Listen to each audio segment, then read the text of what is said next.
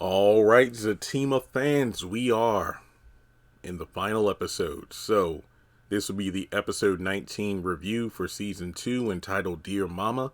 And then after this, I have the episode 20 review, and that'll wrap up the season. 10 out of 10 for both episodes. Yeah, both episodes were excellent. Great ways of ending the season. I don't know if I have any major complaints or anything. For the most part, I think these episodes did a good job of wrapping things up. And ironically enough, because I said this last week, I said, I really hope the last 2 episodes aren't stuck at the hospital like Bruh Season 3.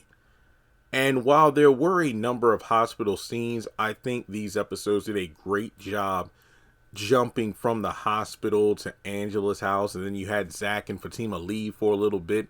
Then they came back and, they wrapped up the hospital stuff. And then at the end of episode 20, we had a fun little adventure in a location from Sistas, but that's for the episode 20 review. But in episode 19, man, these episodes did a good job. I haven't been in a hospital, praise God, for like a family member in about,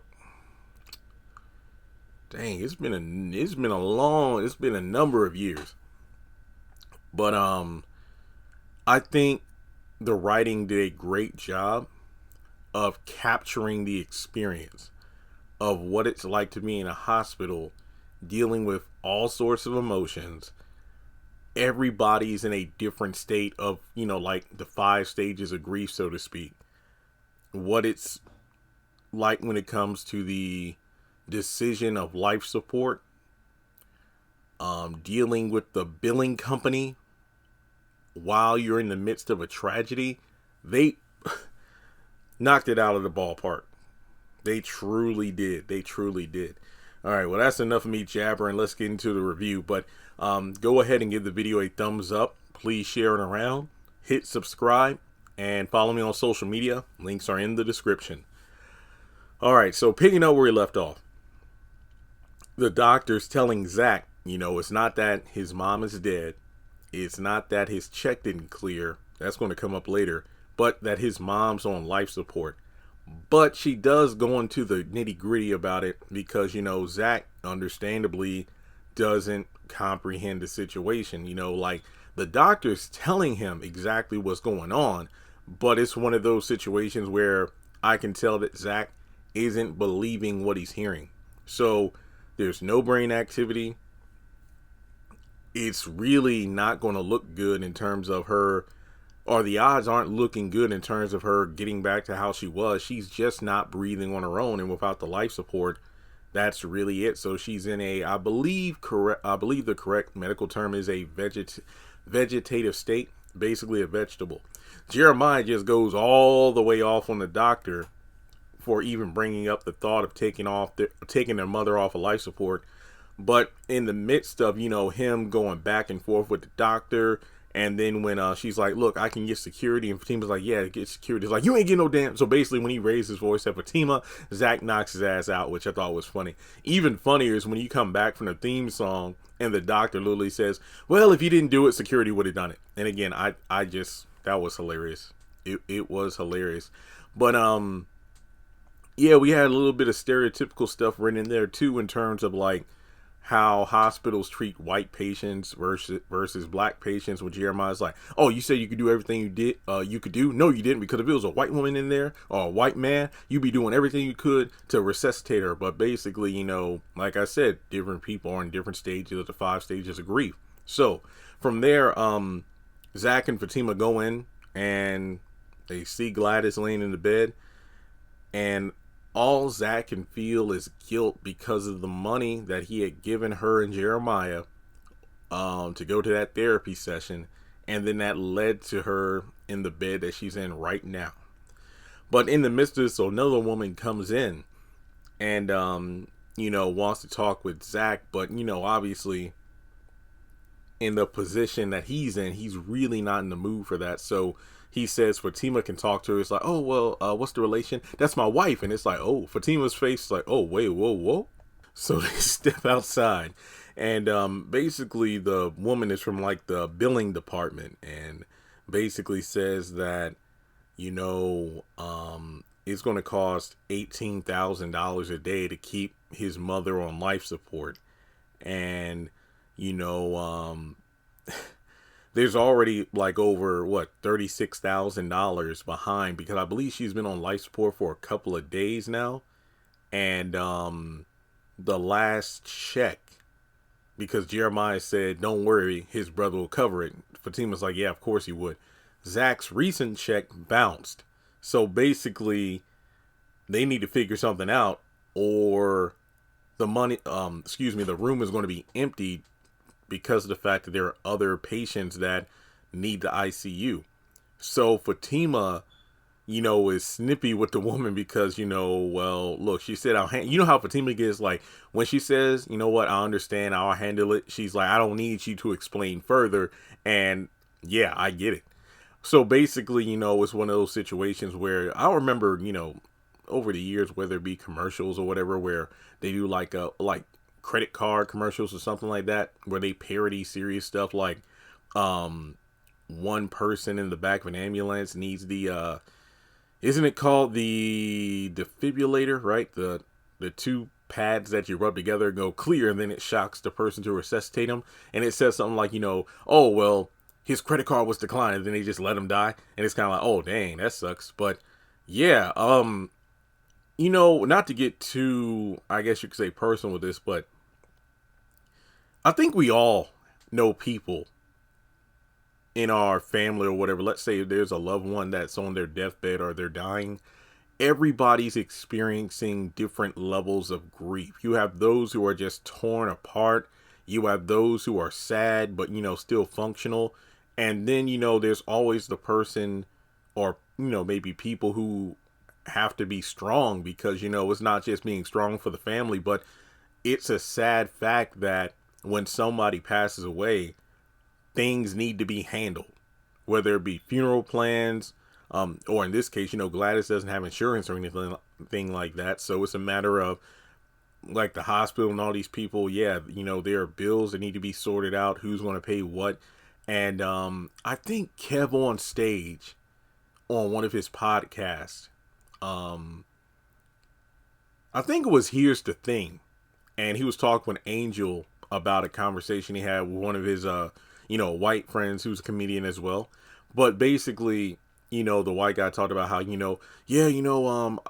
one of, like, my mom passed, and, all of my siblings and whatnot, we got together, and then it was all about, like, splitting up the inheritance based on the will and whatnot. And Kev made a good point. It's like, I just realized in that moment how different black families are and white families are, because typically when white people pass away, the remaining family members, either argue or things are already sorted out in terms of who's going to inherit the house, who's going to inherit the money, who's going to take the land, who's going to, inherit this, that, and the third. Like, there's wealth and whatnot to spread around. But with black people, when somebody dies, it's nothing but just grief, heartache, and debt in terms of, oh, so-and-so died. It's not like we got like $50,000 to split up. We need to, like, gather up the money to get the body moved out of the hospital, or, move from, because maybe the hospital is out of town because the person had to be flown out of town because, the little hospital there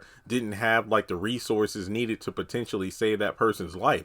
So then it comes down to the funeral costs. And yeah, I've seen some family funerals where there were some arguments because, like, who's going to buy the chicken for the after, the food after the funeral? It's like, I can't afford it. Could I put down on, the funeral home costs? And we still need to get, I cannot tell you how many relatives I have where they didn't get a tombstone until years after they had already been dead because money was just not there. Look, I know this episode review is taking a few tangents, but honestly, I know some people hate it when I do that, but honestly, this is kind of therapeutic because that just shows how damn good the writing and the acting was.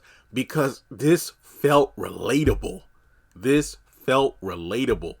And it's a matter of Fatima, and I gotta admit, like, that was a pretty gutsy move on her, and her being considerate to Zach's feelings. Like, she didn't want to drop the bomb on him about his check bouncing. It's like, look, hey, don't worry, your mom's gonna be, okay here in the hospital. They wouldn't try to take her out or anything because, they'll be in a lot of legal trouble, this, that, and the third. So basically what I liked about this episode and the next one, it really showed that, she's not a lawyer yet, but Fatima does know a thing or two. So that's going to come in handy as the future goes on. So, from there, you have Jeremiah coming into the room, and he and Zach have an argument about keeping her on life support. But Zach pretty much calls Jeremiah out for only wanting to keep her on life support so he can get a check. And I really like the back and forth here because, like I said before, some people have ulterior motives. Like if they're the caretaker of an older relative or something to that effect, if they're gone, there's no more check. But then you have the other person, it's like, well, you're the one talking about a check, but what about the check to keep her in this room?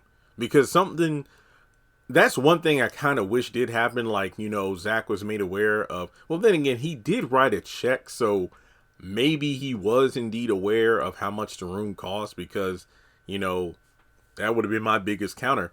It's like, yeah, you want to say keep her alive and whatnot, but where's your cut? Like, are you going to pay? I paid for the day. Are you going to pay for tomorrow? It's $18,000 a day. But in any case, we go over to Tony and Nate. They come into the hospital while Fatima's in the hallway, and Fatima just gives them an update that everything isn't looking good. It looks pretty bad. And then, they pretty much kind of recount how things were for Zach growing up and how glad they are that Fatima's here now because they know if something happens to his mom, and especially based off their past, Zach isn't going to be able to handle it alone. And from there, you have Nathan, who is being sincere in his apology to Fatima for everything that went down. And of course, Fatima isn't buying it at first because, oh, you had a fake profile. No, that was all Belinda. Yeah, but you were with her. Look, we were just kicking it. It's like I had nothing to do with that. So, she makes a point to say, look, well, sorry's one thing, but the best way to express that you're sorry is through change behavior. And he says, yeah, I'll try to do better. It's like, look, I'm glad you with Zach and everything. And, he tries to just, oversell it, in terms of, because all the women he's been with in the past, but, you is like, and Tony's there like, hey, calm down. Like, stop being a habitual line stepper. You said sorry, leave it at that. And Tony's like, well, I got to go back to the shop. Can you call me if anything changes? And, Fatima's like, yeah, I don't have your number, but, Tony puts it in her phone and they's like, let me give you my number. It's like, no. It's like, okay. Then he tries to fist bump her and everything's like, hey, don't touch me. So then they leave. But we go over to Bryce and Angela. And Bryce is, just in his, emotions because he needs to talk to Zach right now. So basically, he contacted Angela so she can contact Fatima to contact Zach. So she calls, and basically it's not a good time because his mom's on her deathbed, and he needs to make the call for the life support. So from there, it turns out that due to his connection to Zach being in business with him, all of the assets and accounts were frozen. So he's freaking out, he's frustrated, and he needs answers now. Based on what we learned in the next episode, which I freaking called it. I'll get to that in episode 20, but I knew it because I said it. But in any case, I know how Bryce feels because not being able to pay for, well, it wasn't that bad, but July 31st, when I got that email from YouTube saying I was demonetized, I was like mortified. So I get what he was saying. Thank God, like I've always said, I make money in more ways than one. But yeah, finding out that you were cut off, it just like, oh man, you will have a breakdown. You will have a breakdown, especially if, you got bills and all sorts of things. But she does offer to give him a drink because he is literally losing his mind. So, back over at the hospital, the doctor says that they did everything they could, but there's really nothing that can be done. I mean, as Bam said, and when you've done all you can do, you can't do no more. because you've done all that you can do. So they both have to sign the paperwork to get her off life support. And Zach's like, oh man, that's not going to happen. So it's interesting because, I love how both the doctor and Fatima both stopped Zach from trying to put this incredibly moral crippling decision on their hands. Like, Doc, so what do you think? Should I take our life? Oh, look, I've only told you that we've done all we can do. Here's a breakdown of the situation, but it's going to come down to you and by extension your brother as to whether or not you take her off life support. And then when the doctor leaves, Fatima, is standing there and Zach's like, what do you think I should do? It's like, no, that don't do that. Don't even try to put that on me. I'll be by your side, but it's going to be your final calls on you because, and that's a very smart decision because how some people are. Like, if imagine if the decision is put on Fatima and then let's say some sort of argument happens in the future. Well, you're the one that made the decision to kill my mother. See, nope, that's your mama. You make the call. And, some people be like, oh, there's Zach go again, always leaning on somebody else, can't make his own decisions. He's in an emotional state. It makes sense. But, and it just goes to show how much of a distance there is between him and his mom, because if they were indeed close, it wouldn't even be a question. He'd probably be the Jeremiah in this situation. But it's good that Tyler had both brothers having different reasons for wanting to keep their mom either alive or take her off life support, because I did like the argument of she wouldn't want this Jeremiah. How the hell would you know? You haven't been around her for years. And it makes sense. I mean, Jeremiah was the one that was around, but Zach didn't waste any time calling him out, rightfully so, that you only want her alive for the check. So, yeah. But in that moment, you could tell Jeremiah was kind of regressing back into a little boy because regardless of the check, the drugs, whatever, that's his mama. So, Zach and Fatima end up leaving the hospital because, Zach just needs to regroup, change clothes, whatnot, get some rest. So they leave. And as they get home, Deja pops up, and Deja made a couple of appearances, and it was nice to have a little bit of comedy inserted because these episodes were truly dramatic. So she comes out, strangely enough, wearing the neck brace, even though Fatima caught her on camera last week getting out of her car for gentlemen, no brace, no crutches at all. So she's playing the act, I suppose, still.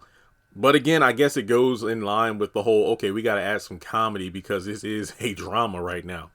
So she comes out acting all nice, looking all good in that blue dress. I will never miss a chance to talk good about my baby Deja. But she does say, hey, don't worry. I know I owe y'all some money, but it's coming soon. I guess that's in regard to rent. Because if I remember correctly, at the beginning of the season, after her quote unquote injuries from the Fatima beatdown, she said that her, lawyer or whatever said that she shouldn't pay rent for the time being. So, yeah, she's definitely behind on some rent. But in any case, they kind of brush her off because it's really not a good time right now. It's like, oh, what do you look like hell for? Who? You ain't going to invite me in for a drink or nothing, a kumbaya? I'm trying to be nice. Fine. So they go inside, and Fatima says that, hey, I'll go get my stuff and bring it back here, but just not right now because you need me. So, yeah, she did wind up taking a bunch of stuff from the house over to Angela. So, guess she'll figure that out eventually. But from there, she does suggest talking to Dr. Reed because she understands that Zach is going through a lot right now. And she does say how she sees Zach for where he will be or where he could be versus where he is now. So we're definitely getting some more of I was getting vibes from the beginning of their relationship. About how, my mom would always tell me I'm not shit and tear me down and whatnot, which honestly you could tell was the start of his, turbulent relationships with women, those who could only speak down to him as opposed to building him up the way that Fatima did. And from there, we go over to an interesting conversation about how he can't wait for, Fatima and him to have a baby and then eventually get married because, even though he had anything but the best examples growing up, he wants to be the best father, the best husband that he can be. And Fatima reassures him that, look, you will be. So from there, Angela and Bryce show up outside of the house, and Deja flirts with Bryce like, oh, he looked good for Asian or Japanese or something. And And it's funny because as they're going in the house, you have you have Deja's like, oh, you're gonna call me, right? And Bryce's like, yeah, I'll see. And then Angela's like, come on, boy. And I'm just thinking to myself, what's wrong with you? And I'm thinking, Angela, don't be hating. Don't be hating. What was going on last night with you and Sam? It's like, oh, okay, so it's okay for you to be and then, you know, having sex on the couch with Sean, the guy from Club Eaton. But the minute that a woman flirts with Bryce was just standing there minding his own business. Oh, now you want to act all defensive like, oh, that's my man. Mm-hmm. Yeah, okay, I see you. Anyway, so they go in the house. And, you know, it's like, oh, yeah, we're sorry you're going through a bad time and whatnot. And then, you know, you can tell Bryce is like, you know, and then Angela's like, no, Bryce, not a good time, not a good time. And then he does say, he's like, look, all the assets and accounts are frozen because I'm in association with you. And yeah, that was really an asshole way of saying it, and the episode closes.